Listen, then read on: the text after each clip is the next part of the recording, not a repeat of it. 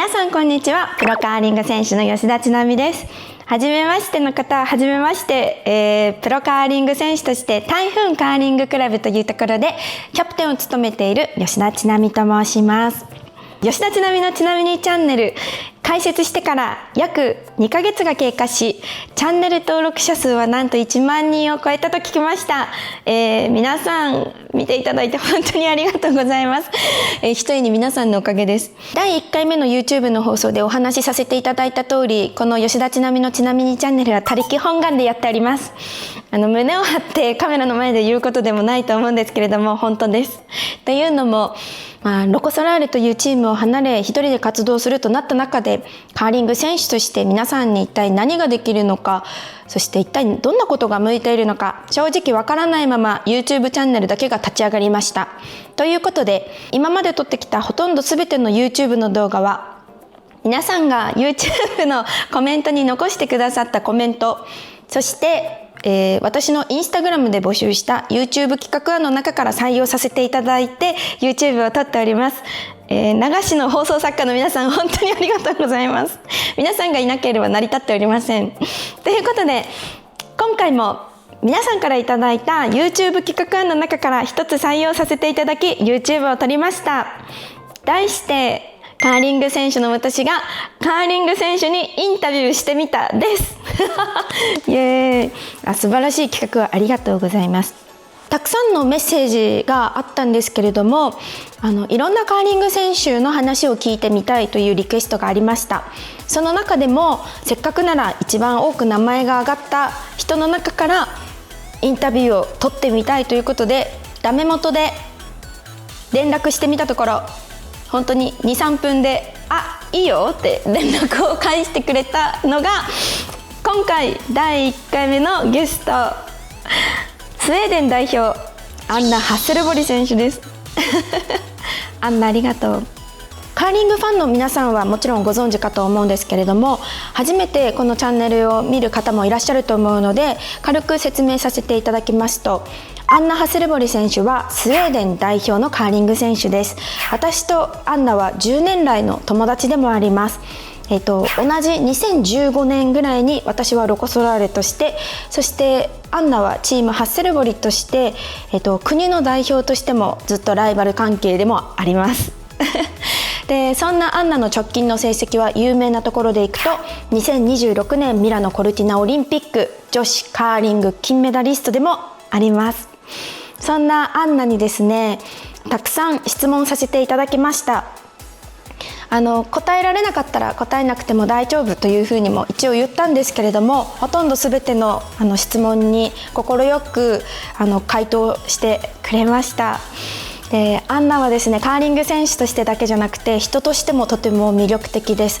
で、その魅力というのは長くカーリング選手としてトップを駆け抜けながら、いつも倫理やルールのリーダーとしてカーリング選手たちを引っ張っていってくれる存在でもあり、そして同い年ぐらいなんですけれども、いつもお姉さんのようにいろんなお世話をしてくれております。ありがとう、アンナ。一番聞きたかったところは、どうやってオリンピックで金メダルを取ったのかというところです。彼女たちは2018年ピョンチャンオリンピックでも金メダルを獲得していて、2022年北京オリンピックでは銅メダルを獲得しています。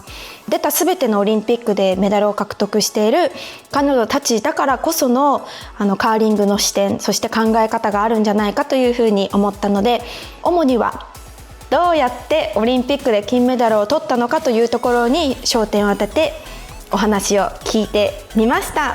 ということで、カーリングが大好きでずっと応援してくださっている日本のカーリングファンの皆さんだけではなく、これからオリンピックを目指し、そして金メダルを目指しているジュニアカーリング選手の皆さんにも届けばいいなというふうに思っています。最後までゆっくりご覧ください。それではどうぞ。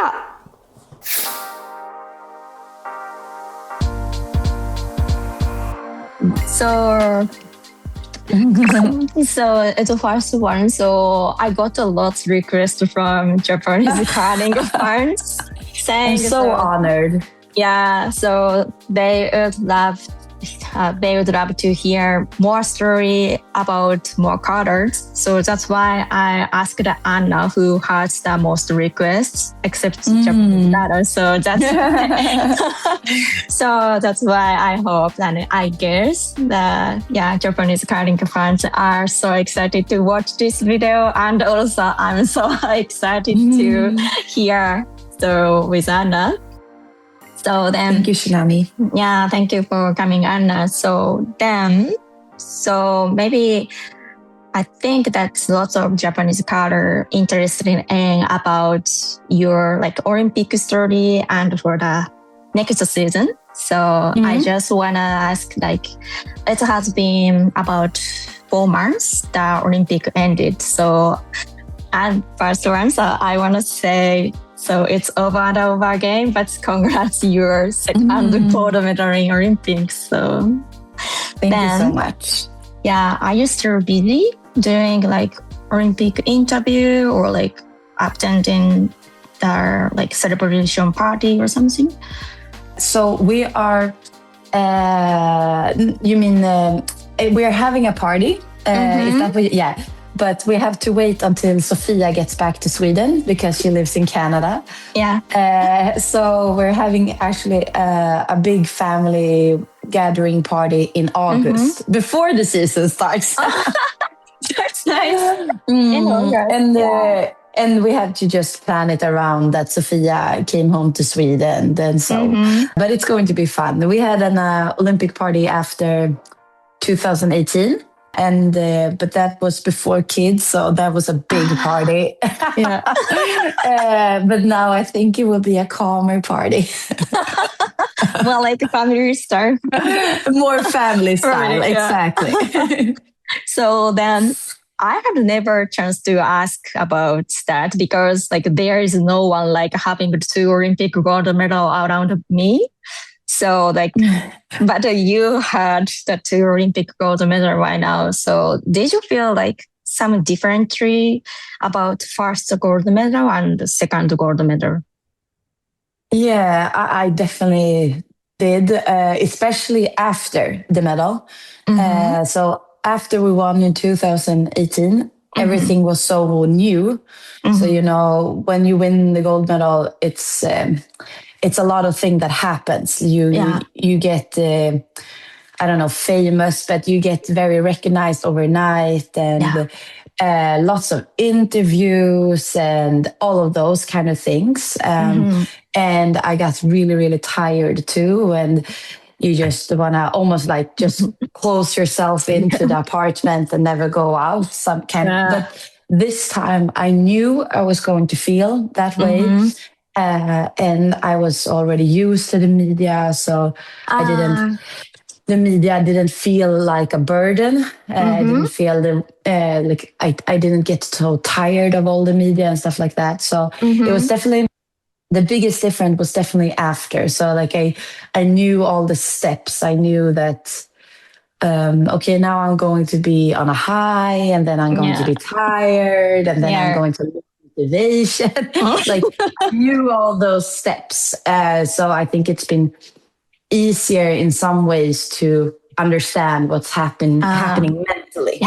Yeah, I totally agree with you. Yeah, I was exactly the same page. Like, so we were all like zero experience about what's happened after the like winning the medal. Especially you won the gold medal. So even but you won the bronze first time and it was so huge. Everyone came. We talk about the semifinal a lot because in the arena, everyone came to watch you and Team no one came to watch us. In the 2000. It was in Korea. Exactly. And I remember it so well. I played like a really important last shot in the sixth, I think. And the arena, it was so loud. You couldn't hear a thing because no one looked at our game. So no one knew I was going to throw. And you guys did something really good and everyone was cheering. Yeah. And I was just like, okay, it's okay. It's now time. It's okay. Exactly. Yeah. Exactly. That's funny. Yeah. Yeah. No, so Like I sometimes- understand that you had a lot of feelings. Like you became superstars that Olympic. Yeah, that's words like not just like for especially the sports of ours, like it was very special Olympics. Mm. Anna and I had already talked about this, but so you guys, you guys played only 7 events and 43 games leading up Milano Cortina Olympics, right? So then I was pretty surprised about seeing this number. So it's okay, just like sharing as much as you are comfortable with, but like what was the intention behind that? I think it's very important when you plan for peaking. You have to think about where you are right now, and not what you have been doing before, because it's not always that what worked before works now, because you as a human, you change, you develop, you are in different stages of your life. And they compared, for example, before the 2018 Olympics, we played so much. The season of 2017 and the Olympic season, we were on the road all the time because we felt that we needed to play on arena ice. And that was the Grand Slams, and we had never done that before. We'd never said no to any competitions. We played everything. We wanted to play the best teams, the best ice. And like we were so eager, and we had to get games in because we were a new team and we were young and we were hungry. This time, we have felt over the last couple of years that when we want something really, really much, that is the most important thing for us in peaking. And it's the most important thing for us in peaking is also like feeling rested and motivated. And since nowadays we have all of us have small children, and except from Sofia, but Sofia lives in Canada.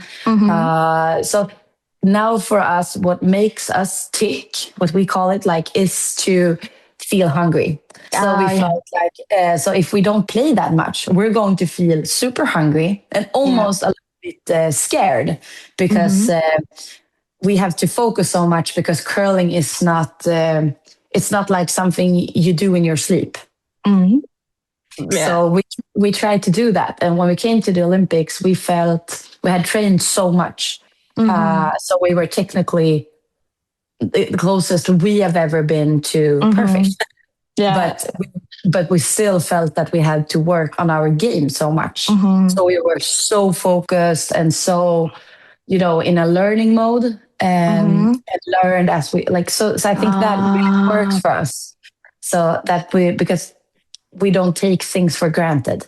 We just not. It's not like our 200th game, whatever, we know this, blah, blah, blah. It's like, this is our 44th game and it's at the Olympics. We have to be so focused. So I think that was the thought about it. And I think it really worked for us. I guess there's a few teams that have done that. And we got inspired actually by Team Holman, who has done that seasons before. Where they played really little, but you can see when they came out, they were so focused. And so we got inspired by that. Yeah, you have that experience.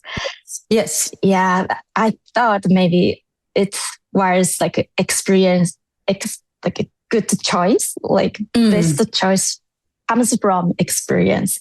If there is nothing about like Olympics, so maybe I would not like make that like the plan. No, I think, and if we would have done that, it has to be like the right choice at the right time, because if you do that choice before 2018, it's not going to work for us at all. But now we're so experienced. Like, it was our 10 years together, and our third Olympics. It was definitely a choice coming from experience. But how confident were you in that from before Olympics? I was a little bit nervous, to be honest. In August, when everyone started to go on competitions, and I had just tied my curling shoes pretty much. I was like, okay, I'm not going to watch my phone. I'm not going to look at what everyone else is doing. I'm going to trust this and trust that when we train really well. Our team has done very well over the years is that we're really good at training.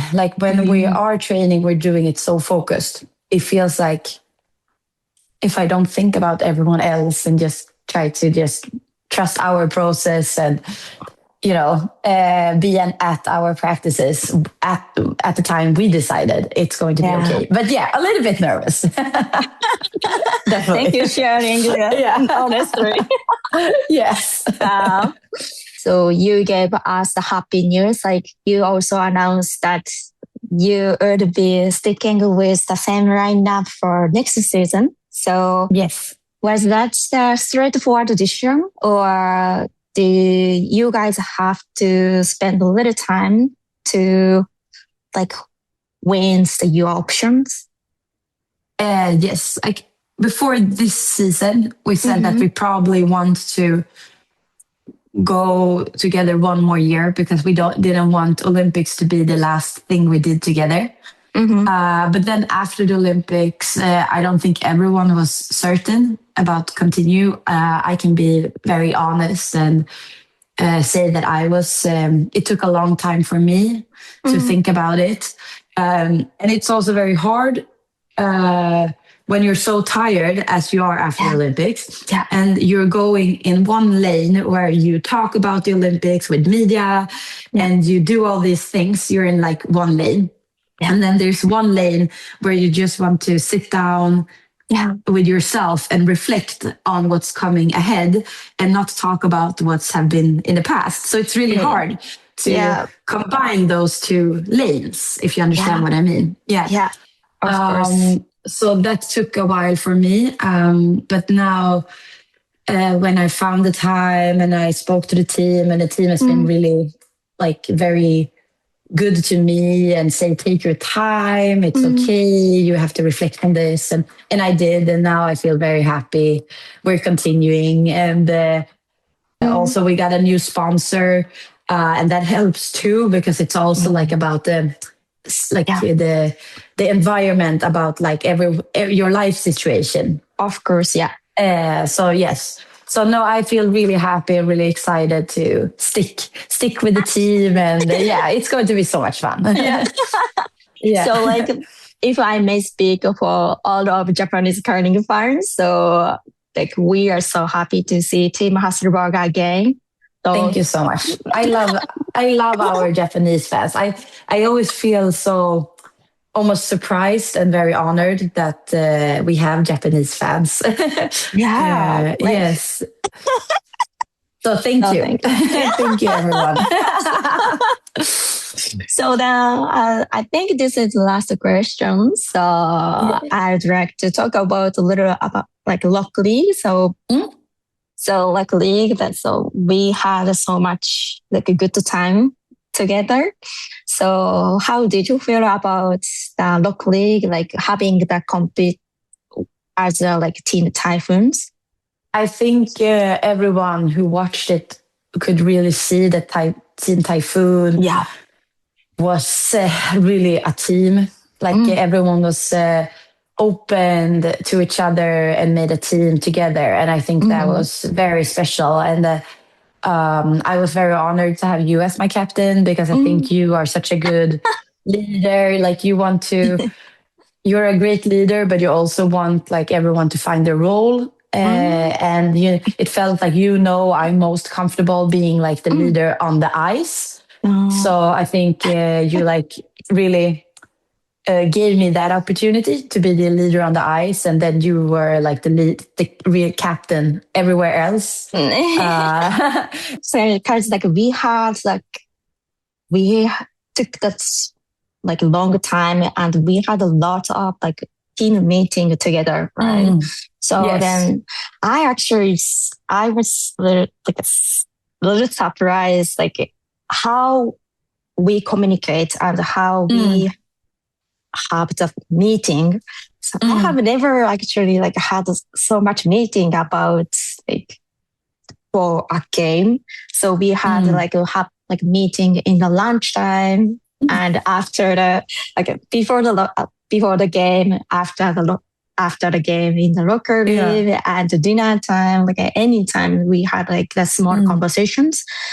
I really like learned about a lot of things, how we build up the team, how like building the team from like you or also like Niklas or something. So thank you so much about like teaching about not just only like tactical of the curling. It's more like thank you. I think in my team and in my curling, I always communicated very well. I want everyone to be on the same page. But I think what's so nice with Team Typhoon is that because of the language, everyone was so patient and so calm. So everyone were allowed to talk and no one interrupted. Everyone was like always allowed to say their whole thing because it's not always easy for everyone.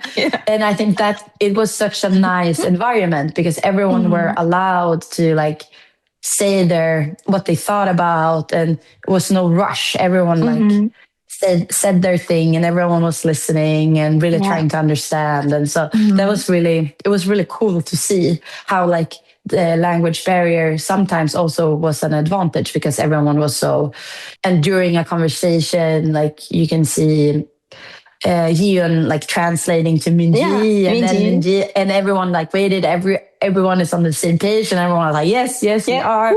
And like, exactly. I love like Olympics. I love Grand Slam. And I love like winning, playing the World Curling Championship. That also, inspires lots of things from like a member of the team Typhoon and also local league team. So, I agree. And I think for me, it feels almost easier because I feel like I can share with you, and you are my vice skip. So for me, I think it's an advantage actually. So that's thank good. you. That's a good thing. That's good. Yeah, that's a good thing. Yeah. So like, then so when are you like planning to start in next season? Not decided yet? Yes, no, we have. Long story short, because it was a really hard season to plan because the Grand Slams is like every So it's impossible for us to play all the slams if we don't move to Canada, and we can't move to Canada. We are only going to play. We're going to play the slams and one more competition, one of those satellites events. Oh yeah. But yes, but since it is after the Olympics, we want to take it a little bit slower again. Our first competitions will be one of the satellites event before the slams, but we're not going to play. We're not going to play competitions in August and September. Okay. Then we will also not play the Europeans this year. Okay. So they're changing the Europeans a little bit, and we want to play the slams, and the Europeans is just in between two slams. We don't want to say no to a slam right now.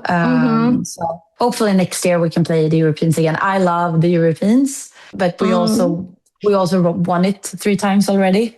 So we think this will be really good. Because I think that's for Japanese curlers and Japanese curling fans. It's pretty difficult to know about making the little graduation for 4 years. Yes. There's like Japanese curling is more like the 4 years commitment doing every game and playing every game or something. But so that's why. So I would like to show the team Hasselborg is kind of one role model for like chasing that Olympic dream, also World Curling Championship, Grand Slam. So there are so many styles in that curling, right? So curling team. Yes. So that's why. So I'd like to share about. So this is like Team Hasselborg style. Let's see. And the thing is also when you start the season later, you are not going to put yourself through lots of jet lag. So we will have so much more months to be home and be really, oh, sorry, that's my coffee machine. And to be home and like build up your body. And the girls are so excited. They're probably going to be their strongest they ever been. And they were the strongest before they ever been at the Olympics. But now you should see Agnes. She's getting super strong. So I think that is also like an opportunity for us now, that really good facility in Sweden where we can practice really well. So also you can't forget about really good practicing. Like practice is for me nowadays, it's I love it, and we do it so much and good. And if you do it good together, that is also close as playing games. Especially if it's on good ice, I think. That's true. That's true. This is like the team Hasselborg style. Then so you have the kids and the families living in Sweden, then top level curlers. But when I was like a 20 or like around that, so I had never like think about like or families, like jet lag, like a physical preparation or something like that. So like it's changing a lot in the life. Yes. So 100%. And I feel like, as I said in the beginning, like it's important to know who you are and where you are right now in your life, because what's right for you 8 years ago is not right for you right now, maybe. And you have to always think about who you are and how your life looks like now and how you want your life to look like. So I think that it's really important to like really plan what's perfect for you from where you are right now, and not just take for granted like this worked last time. Thank you for sharing that. That is amazing. Speaking. I'm so impressed. That's true. Thank you so much. Thank you for like giving a time in the morning. Of course, it was really nice. The kids are asleep. I'm having a quiet morning. It's beautiful weather outside. That's nice. And so I think that coffee is ready. So maybe. Yes. So thank you for Shinomi. Thank you. And so I'm cheering up on you. Like in this season. Shinomi-san, you're the best. Thank you. I'm not rival anymore. I'm a teammate. No, you're not rival. You're a teammate. So that's why I can cheer you. So totally 100% in the bottom of my heart. So thank you so much. That means a lot. So hope so. See you again very soon. Yes. Have a great day. Thank you. Bye-bye. Bye.